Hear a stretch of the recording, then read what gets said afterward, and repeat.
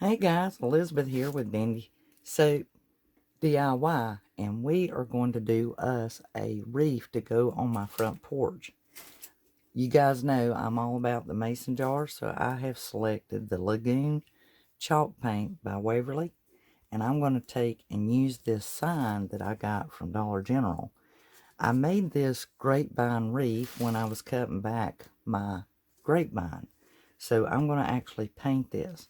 So let's get this stuff out of the way and let's get started painting. So first thing I'm going to do is I've removed everything from off of this sign. I even took the hanger off, which was a piece of jute twine as well, or basically a thicker rope. And then I'm not going to disturb this heart on here, but this was just wrapped around it and tied, so I can put that back. But I know at a later date, if I want to rework my wreath, I will be able to do that. So basically, I'm just going to put a coat of the chalk paint over top of these words. And I haven't decided if I want to go back with the same thing or not.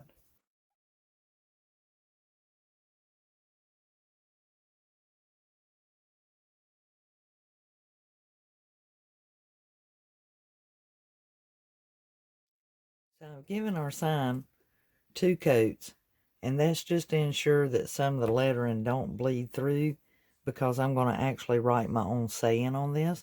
So I'm going to set this aside and we're going to let it dry, and we're going to work on the wreath. Now guys, I have some lamb's ear that I got from Walmart, but I also have lamb's ear that I got from the Target dollar spot, and I love the greenness of this. I've got some eucalyptus. This sells for $2 at Walmart, and I've cut some off of it. I have 2 different lavenders. I have the Dollar Tree lavender, and I only have a couple of those, but these other ones I had gotten from Walmart for 97 cents. So I actually got those cheaper. Okay guys, the way I want to do my grapevine wreath is I've got it laying here, and it's fairly big, but I want my arrangements to kind of cascade around. And I'm actually going to use the Walmart lamb's ear just above, or laying here, so that it's kind of curving around. I've got the big lavender bundle, which I want to be the most showy. This is the lamb's quarter that came, or the lamb's ear that came from Target. I'm going to lay it there, and since I only have 2 of these, I really want them to kind of accentuate, so I'm going to lay it there so that it kind of pops out. So I finished up putting my florals onto my wreath, guys, and I filled it in, and it kind of worked out the way that a little bit different than what I thought. And I ended up having to take some wire and tighten up my grapevine, simply because she's brand new and fresh, and she's only had a little over maybe 5 days to dry out, 4 or 5 days, because of all the rain we've had. So this is what I've got so far. Now there's a space here because we're going to put a bow on it, and then of course this area right here, when we get our sign ready, it is dry now. But in staging my wreath and putting it together, I've kind of laid out my lavender along with my lamb's ear, because I really want that lavender to be forthcoming and be the most showy on my wreath. So the next thing I need to do is go ahead and fix up my sign and make a bow. Okay guys, what I ended up doing is I used the Lagoon to paint my jar, but then it looked too charred, bright for my wreath. So what I did is I went ahead and I painted it white, and I shaded out with a little bit of thinned out black. And then, to show you how I do my lettering, I take my ruler and I measure the width, which is 7 1/8, and I marked a center mark with a pencil. And then I take my pencil and I go ahead and write out what I want to say and how I'm going to line it up, and I counted my letters. So from my center point, and I just kind of sketch them out with a pencil, just so I know for placement it'll be easier. And I'm going to use a black paint marker. If you're unsure or you're not sure if you're going to print or do cursive writing, I always test it out on a piece of paper and just see what you want to do first. And then, because I want to make sure that my pen is fresh and that my paint goes on really smooth, I'm actually using a new black paint marker because my other one has given out on me. And then I'm just going to write my letters, and I may actually do some of them in cursive and some in print.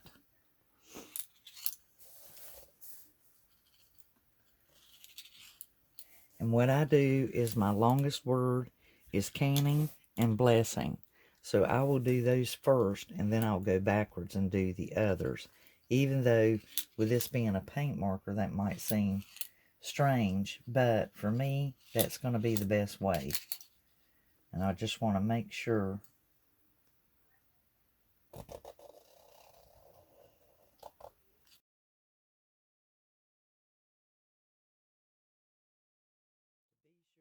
sign just kind of blends in with everything. I created like some little lavender here, and I used the lavender paint marker to accentuate and put some accents all about the lettering. I also went in there and just put a little bit of white in there, and I did cursive writing as well as print, just to kind of give it a nice blend. And I am going to be putting the jute twine back at the top, and it's really neat how they had this. They basically just took the jute twine, and I can kind of see where it started because they need to tie it. And so they just wound the jute twine around the jar.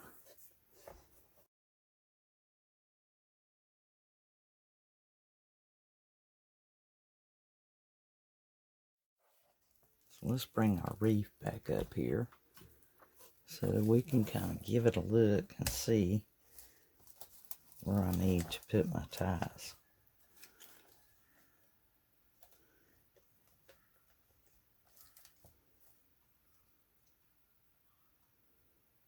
Okay, I need one here and one here on the back. So now it's time to make our bow.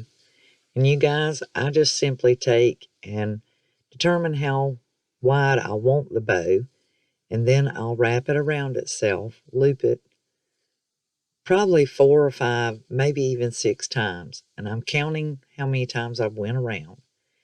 And then just clip it where you want. Now once you clip it, you'll get ready to maybe take jute twine or even some of the ribbon itself. But I usually tie it with a piece of jute twine.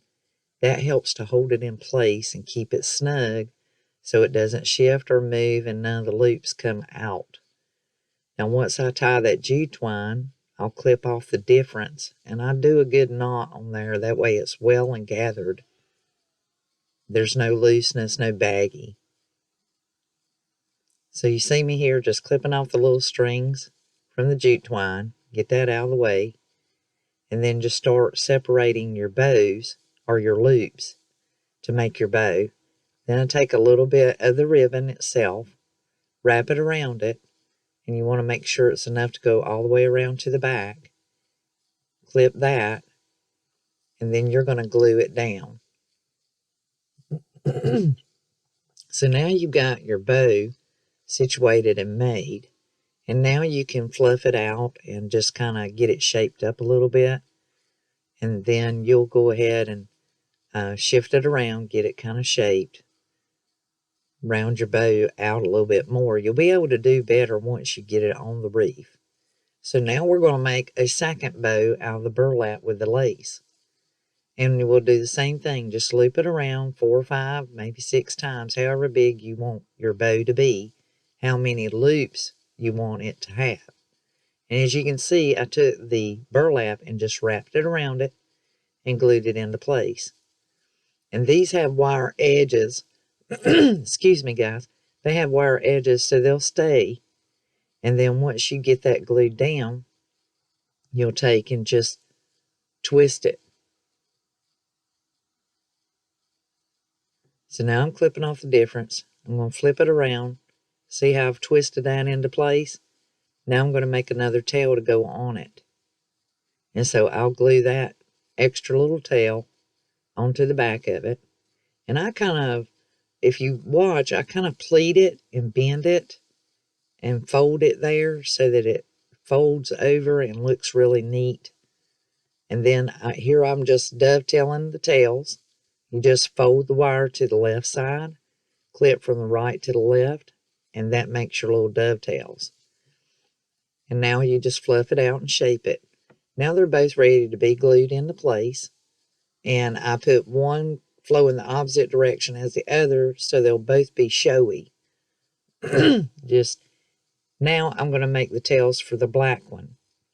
And I basically took the difference from off of the ribbon roll that I had left. And I will, as you can see, fold the one across the other, glue it into place. And I always put a little glue there just so that stays doubled across and they're dangling on each side versus straight down. And the wire is so helpful in this. And now just putting our bows on and making it look real nice. And once you get both your bows on there, guys, you can fluff it out and make it look really, really pretty. And once again, dovetailing the tails. Now here's a method, is you'll watch me cross it around my fingers and roll it, and then just yank on it a little bit. Now I'm going to place the wires in those opposite corners with hot glue so that I can easily tie it onto the wreath. And then pretty much attach it to the wreath using those wires. That way I can always reuse that side too. And so now we're just going to tie her into place with the wire and making sure that lavender stays atop and looks really showy. Okay guys, that looks pretty snazzy. I'll hang it up and definitely get you some better shots of it. And she looks really, really cute. Really cute. Okay guys, here's the wreath. Here's the bow we made. Long tails. And the wreath could stand to be a little bit fuller, but it looks pretty good. And here's the saying that I wrote. Raised, planting, canning, and blessing. And that's true. That's exactly the way we came up. If you haven't subscribed to the channel already, I certainly hope you do. Hope you guys enjoyed this. Please give me a thumbs up. And come and join me on our Facebook Dandysoap DIY page, or follow me on Instagram. If you try any of these crafts, please make sure that you tag me on Instagram and show me your craft. Till the next DIY, this is Elizabeth, over and out. Bye guys.